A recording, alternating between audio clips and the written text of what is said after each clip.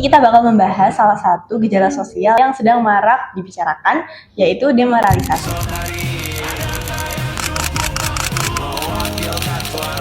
DPR resmi mengesahkan revisi Undang-Undang TNI di tengah kencangnya tidak aman.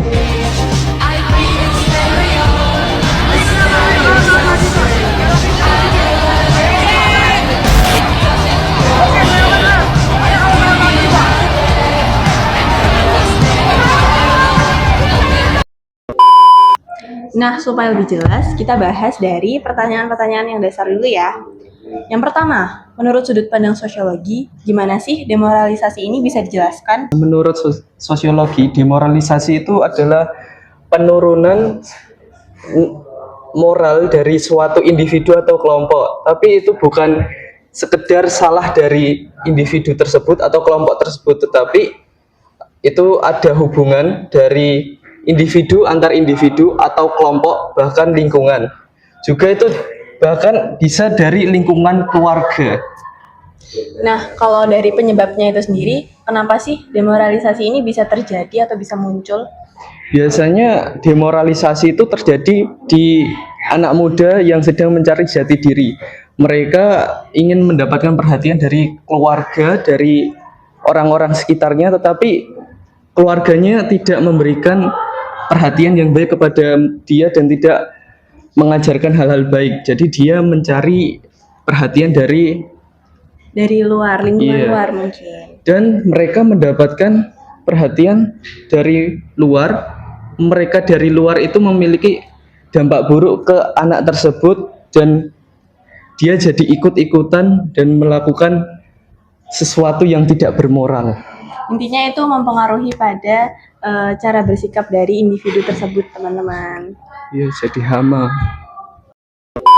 Oke guys, sekarang kita lanjutkan bersama aku, Habib, yang akan melanjutkan podcast dengan narasumber berikutnya. Nah, aku tuh penasaran, kalau demoralisasi nggak berhenti dan terus berlanjut, apa sih dampak buat masyarakat sekitar? Nah, dampaknya ini cukup serius. Yang pertama, kriminalitas itu terjadi di mana-mana.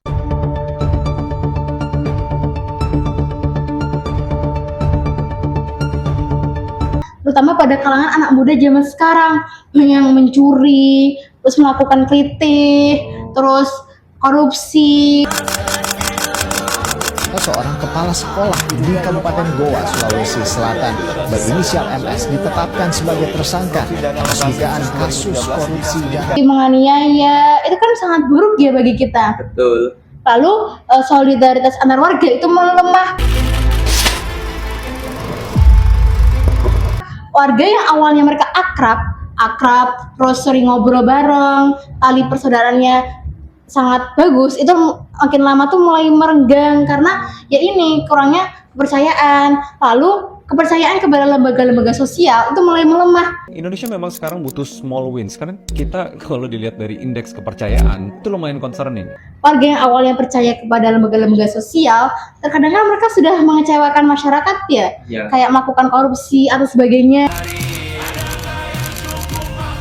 Itu tuh jadi membuat masyarakat berpikir dua kali untuk percaya lagi kepada pemerintah, seperti itu. Wah, habis dengar dampaknya aku jadi ngeri nih. Apa sih solusi biar nggak demoralisasi itu nggak semakin marak gitu? Gimana? Nah, solusinya ini yaitu menerapkan pendidikan karakter yang baik kepada kita. Tapi tidak cuma teori saja, tapi kita terapkan di kehidupan kita sehari-hari agar itu tuh sudah menjadi bagian dari jati diri kita. Lalu pemerintah itu bertindak tegas kepada komentar-komentar negatif.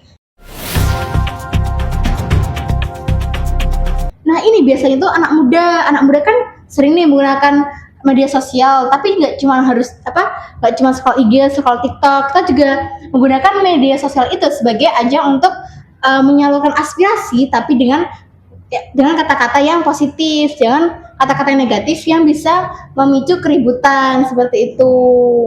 Ya, terus kalau misal kamu jadi sosiolog, nah bidang apa yang paling pas buat menangani kasus demoralisasi ini?